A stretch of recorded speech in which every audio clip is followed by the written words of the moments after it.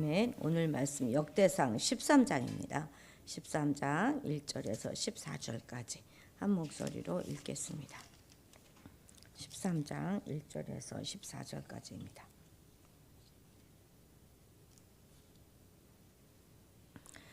다윗이 천부장과 백부장 곧 모든 지휘관과 더불어 의논하고 다윗이 이스라엘의 온 회중에게 이르되 만일 너희가 좋게 여기고 또 우리의 하나님 여호와께로 말미암았으면 우리가 이스라엘 온 땅에 남아있는 우리 형제와 또 초원이 딸린 성읍에 사는 제사장과 레위 사람에게 전령을 보내 그들을 우리에게로 모이게 하고 우리가 우리 하나님의 궤를 우리에게로 옮겨오자. 사울 때에는 우리가 궤 앞에서 묻지 아니하였느니라 하매 뭇 백성의 눈이 이 일을 좋게 여김으로 온 회중이 그대로 행하겠다 한지라.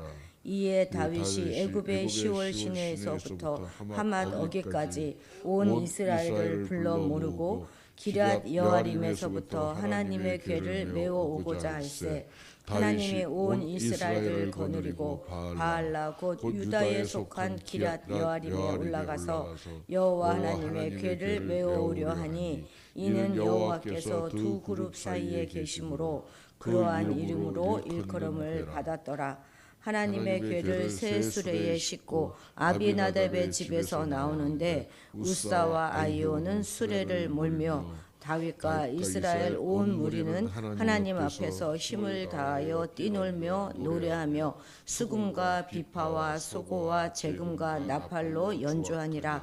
기돈의 타작 마당에 이르러서는 소들이 뛰므로 우사가 손을 펴서 궤를 붙들었더니 우사가 손을 펴서 궤를 붙듦으로 말미암아 여호와께서 진노하사 치심에 그가 거기 하나님 앞에서 죽으니라.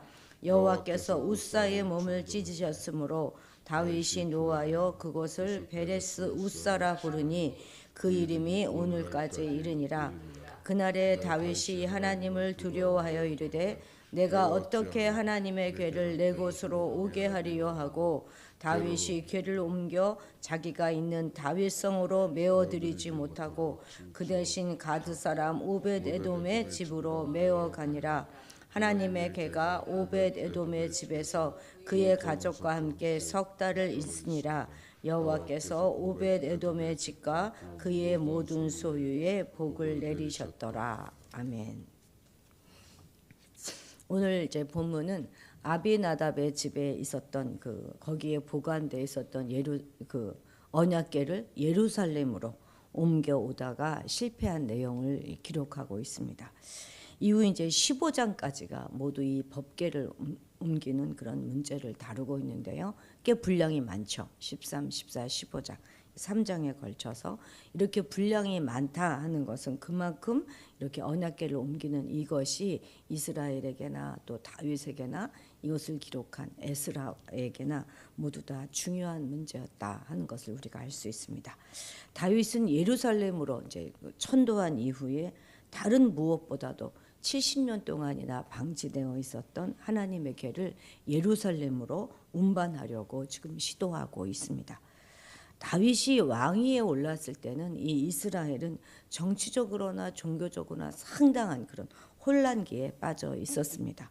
백성들이 요구했던 그 왕정은 실패한 듯 보였고 또 오히려 사사시대보다 더 종교적 침체에 빠져들어가고 있었어요. 하나님의 임재와 언약의 상징인 이 언약궤는 이방인들에게 빼앗기는 그런 수모를 다 겪었습니다. 정치적으로는 사울이 길보아 전투에서 죽음으로 말미암아 사실상 이 이스라엘은 블레셋의 속국처럼 전락하고 말았습니다.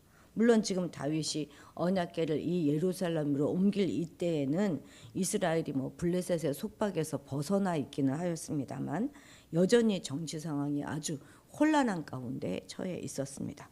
또한 종교적으로도 회복이 되지 않고 있었죠. 이러한 모든 상황 가운데서 다윗은 이스라엘의 회복을 위하여 먼저 이 종교적인 회복을 시도하고 있는 것이죠. 자, 우리 2, 3절 같이 읽겠습니다. 다윗이 이스라엘의 온 회중에게 이르되 만일 너희가 좋게 여기고 또 우리의 하나님 여호와께로부터 말미암았으면 우리가 이스라엘 온 땅에 남아 있는 우리 형제와 또 초원이 딸린 성읍에 사는 제사장과 레위 사람에게 전령을 보내 그들을 우리에게 모이게 하고 우리가 우리 하나님 궤를 우리에게로 옮겨오자. 사울 때에는 우리가 궤 앞에서 묻지 아니하였느니라 하매. 지금 이 옮기는 문제를 여러 지휘관들과 의논하고 있는 것인데요. 고대 사회에서 왕은 정말 절대 권력의 소유자였습니다. 왕의 말은 곧 법이었다고요. 그렇기 때문에 신하들은 왕의 명령에 무조건 순종해야만 했었습니다. 그런데 짐이고 국가다 이런 말이 있잖아요. 이것은 프랑스의 루이 14세의 말인데 이 말은 정말 고대 왕권의 절대성을 보여주는 그런 한 단면이 되기에 충분한 말이죠. 그러니까 다윗이 굳이 이렇게 사람들을 불러 모아 의논할 필요가 없었다는 것입니다. 그냥 명령만 해도 됐어요. 그런데 이처럼 자신의 계획을 말하고 이것에 대해서 백성들의 대표에게 동의를 구하는 다윗의 모습은 이스라엘은 하나님의 통치하시는 나라요, 자신은 그냥 하나님의 대리자일 뿐이다 하는 그의 그런 국가관과 통치관의 그 근거를 두고 있는 것입니다. 이처럼 나라의 여론을 수렴해서 국사를 행한 다윗의 모습은 통일 이스라엘의 기반을 다지는데 큰 역할을 하였습니다. 우리도 이런 다윗의 모습을 배워야 하지 않겠습니까? 그래서 입을 크게 열고 막 자기 주장을 막 하기보다는 오히려 귀를 크게 열어서 서로의 이야기를 들을 줄 아는 그런 성도가 되어야 하겠습니다. 하나님의 궤는 당시 기랏 여아림에 있었던 아비나답의 집에 거기에 모셔져 있었어요. 아비나답의 집에 들어간 그때부터 해서 70년간이나 그곳에 그냥 방치되어 있었고 사람들은 점차로 이 언약궤에 대하여 잊어버리고 있었습니다. 물론 하나님의 언약궤는 하나님 그 자체는 아니죠. 그리고 또 그것은 이스라엘 백성의 숭배의 대상도 될 수가 없습니다. 그러나 하나님의 언약궤는 분명 하나님과 이스라엘 간의 언약을 상징하는 성물이었고 그리고 그것은 기앗 여아림에 70년씩이나 방치해 두었다 하는 그것은 그들의 신앙이 지금 잘못된 길로 가고 있다 하는 것을 시사해 주고 있는 것이죠. 그런데 지금 다윗은 자신은 진정한 왕이 아니라 하나님이심을 인정하고 하나님의 언약궤를 왕도인 예루살렘 성으로 옮김으로 하나님을 하나님의 자리에 앉으시도록 하고 있는 것이죠. 바른 신앙이란 다른 것이 아니에요. 하나님이 하나님의 자리에 본래의 하나님의 자리에 앉으시도록 잘 모시는 그것이 바로 바른 신앙인 것입니다. 하나님을 진심으로 경외하는 사람은 이 다윗처럼 하나님을 하나님의 자리에 모시는 사람이에요. 하나님을 경외하지 않는 사람은 어떻게 하든 자신이 하나님의 자리에 앉으려고 합니다. 사울이 바로 그런 사람이었잖아요.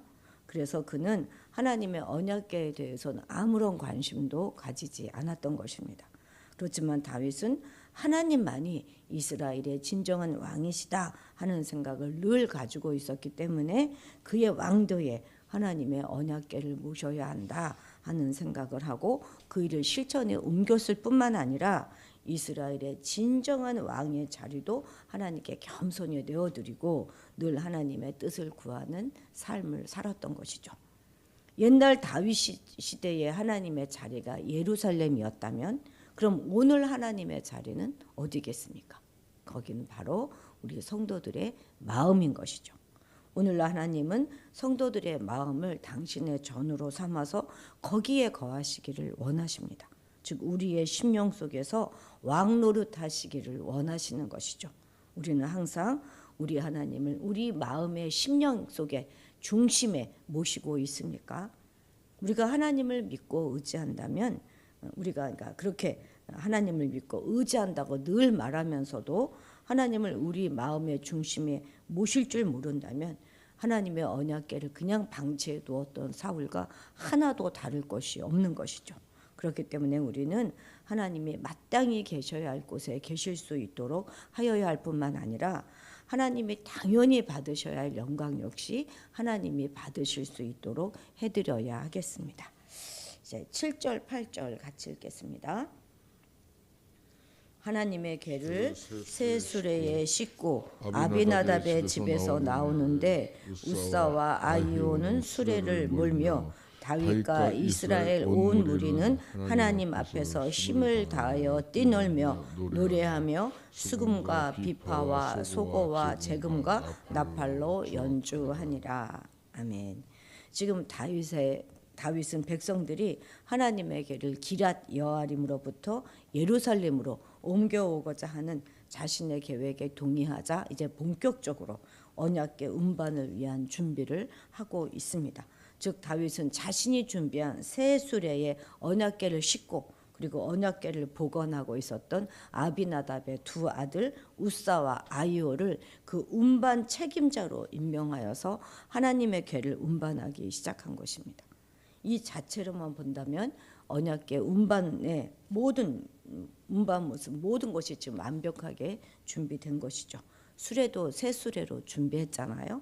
그리고 온 무리가 기뻐하면서 악기 연주하고 찬양하고 했습니다. 그런데 아무리 잘 준비했다 하더라도 이것은 하나님의 규례에 어긋난 것이었죠. 하나님의 언약궤 운반 규례에 의하면 오직 레위인 중에서도 고앗 자손이 어깨에 메고 이것을 운반하여야만 했습니다.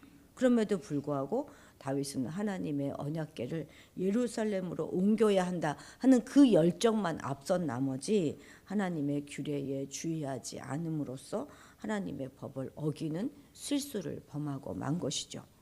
그러면 왜 다윗은 이렇게 수레로 이 언약궤를 옮겼을까요?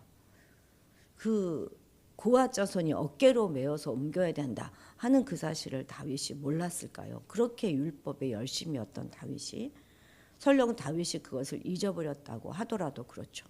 얼마나 이스라엘에 제사장도 많고 다윗의 참모들도 많잖아요. 근데 그 누구도 이것을 건의하지 않았다 하는 것이 정말 이상하지 않습니까?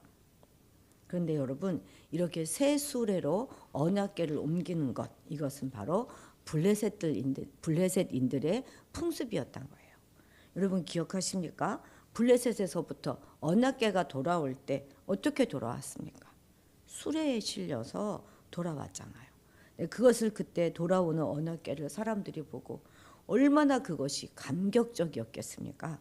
아마 너무나 감격해서 막 눈물을 흘리는 사람들도 있었을 것입니다. 그 모습이 그래서 그들의 뇌리 속에 그냥 박혀 있었던 것은 아닐까요? 그래서 규례를 따질 생각도 못하고 그렇게 멋진 모습으로 그렇게 극적인 모습으로 옮기고자 했던 것이겠죠. 그래서 우리가 무엇을 보고 사는가 하는 것이 참 중요한 것입니다. 모든 악한 것들은 우리 눈을 통하여서 우리에게 들어옵니다. 그래서 눈을 마음의 창이다 이렇게 말하잖아요. 그래서 우리 성도들은 아름다운 것, 선한 것, 질서대로 하는 것, 하나님의 창조의 원리에 합한 것 그런 것들만 보고 살아야 하는 것입니다. 그런데 세상은 참으로 우리가 아무리 보기 싫어도 아무리 우리가 보지 않으려고 해도 너무나 혼란스러운 많은 것들을 우리가 볼 수밖에 없게 만듭니다.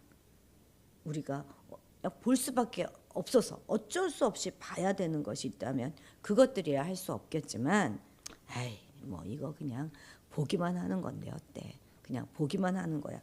이렇게 하면서 우리가 보고 있는 것은 없는가 한번 돌아봐야 하겠습니다. 요즘 아이들이 핸드폰으로 늘 그냥 폭력물만 보고 음란물만 보는 거 이런 것들이 얼마나 문제인지 모릅니다. 더군다나 또 우리 어린 아이들에게 뭐 3세, 4세, 5세 이런 아이들에게 조기 성교육을 한다고 하지 않습니까? 나다운 뭐 책임감 뭔가 그런 것들을 통해서 어린 아이들의 그림책 속에서 막 요상한 그림들을 자꾸 보여주는 거 그런 것이 얼마나 어린 아이들의 영혼을 망치는 일인지 모릅니다. 자꾸 보다 보면 그걸 그냥 받아들이게 되고 자기도 모르는 사이에 그것을 흉내내게 되고 마는 것이죠. 오늘 우리는 우리 눈에 주의 보혈을 떨어뜨리고 잘못 보고 있는 것들에 대하여 회개하는 그런 시간을 가져야 하겠습니다. 13, 14절 같이 읽겠습니다.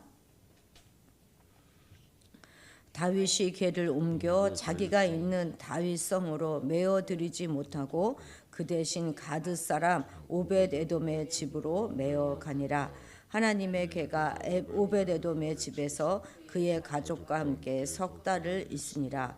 여호와께서 오벳에돔의 집과 그의 모든 소유에 복을 내리셨더라. 아멘. 물론 다윗이 다윗성으로 언약궤를 옮겨가지 못하고 오벳에돔의 집으로 옮긴 것은 언약궤를 운반하는 과정 중에 나타난 재앙, 그러니까 우사의 죽음으로 말미암아 하나님을 심히 두려워했기 때문입니다. 그런데 하나님의 언약궤가 오벳에돔의 집에 머무르는 동안 그 집에 복을 내리셨다, 이렇게 말씀하고 있습니다. 우리는 여기서 언약궤를 옮겨오려고 그렇게 애쓰고 그것을 통해서 이스라엘의 신앙의 회복과 부흥을 꿈꾸었던 그 다윗이 도리어 쓰라린 실패를 경험하고 집으로 돌아갔잖아요. 그냥 그런 다윗하고 또 그 자신은 아무런 노력한 것이 없습니다. 그런데 하나님으로부터 그냥 어떻게 하다 보니 그 언약궤를 모시게 되었고, 그래서 복을 받은 오벳에돔은 좀 대조가 되는 것처럼 보이지 않습니까? 정말 이것이 공평한 거 맞아요? 어찌 보면 오벳에돔은요, 그냥 우연히 가만히 있다가 복권에 당첨된 것처럼 엄청난 횡재를 받은 그런 사람인 것처럼 보입니다. 그러나 우리 하나님에게 있어서 우연이란 있을 수 없죠. 결코 단순히 하나님의 괴가 우연히 오벳에돔의 집에 있었다 하는 그 이유만으로 그 집이 복을 받은 것은 아닐 것입니다. 만약 그렇다면 그 이전에 언약궤를 소유했던 사람들이 복을 받았어야만 하지 않겠습니까? 오히려 그 반대로 재앙이 임했던 경우도 있었잖아요. 이스라엘 군대는 블레셋과의 전쟁에서 이 언약궤를 가지고 나갔지만 참패했어요.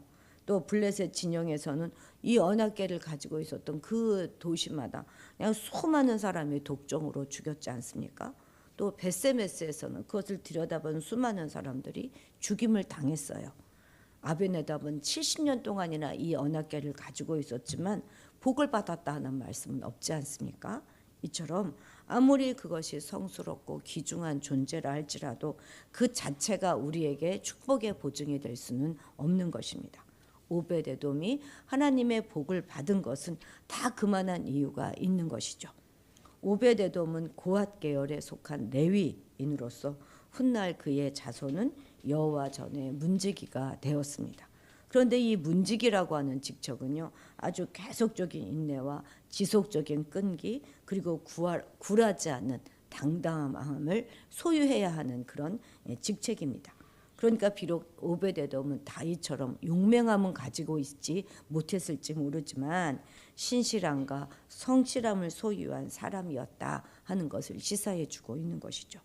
또한 오벳에돔은 이전에 그 언약궤를 옮기는 과정 중에서 우사가 죽은 것도 알고 있었고, 또 그걸 들여다본 많은 사람이 죽었다 하는 사실도 알고 있었어요. 그렇지만 온 가족과 함께 이 언약궤를 받아들일 만큼 헌신과 순종의 신앙을 소유했던 그런 사람이었다는 것입니다.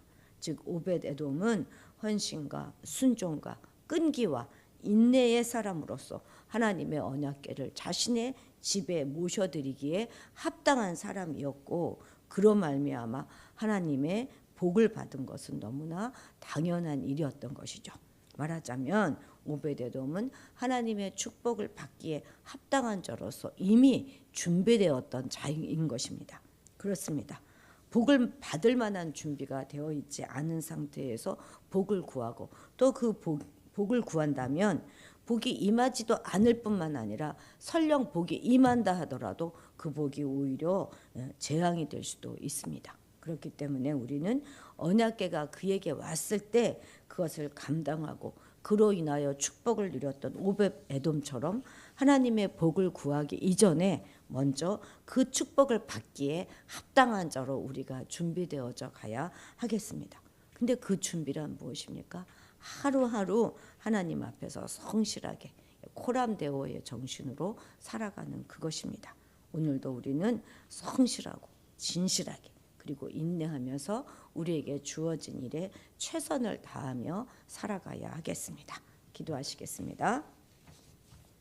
하나님 아버지, 우리의 마음의 성전에 왕자를 하나님께 내어드립니다. 자정하시고 우리를 다스려 주옵소서.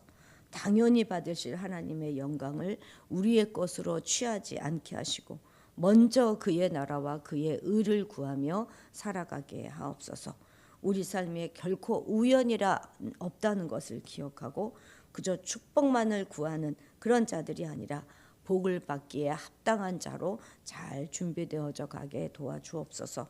우리 눈에 주의 보혈 떨어뜨려 주셔서 우리 눈을 통하여 악한 것들, 삐뚤어진 것들, 우리를 혼란케 하는 거짓 가치관들이 주입되지 않도록 도와주실 뿐만 아니라 우리의 어린 다음 세대들이 더욱 거룩한 세대로 일어설 수 있도록 저들을 축복하여 주옵소서. 감사드리며 예수님의 이름으로 기도드렸습니다. 아멘.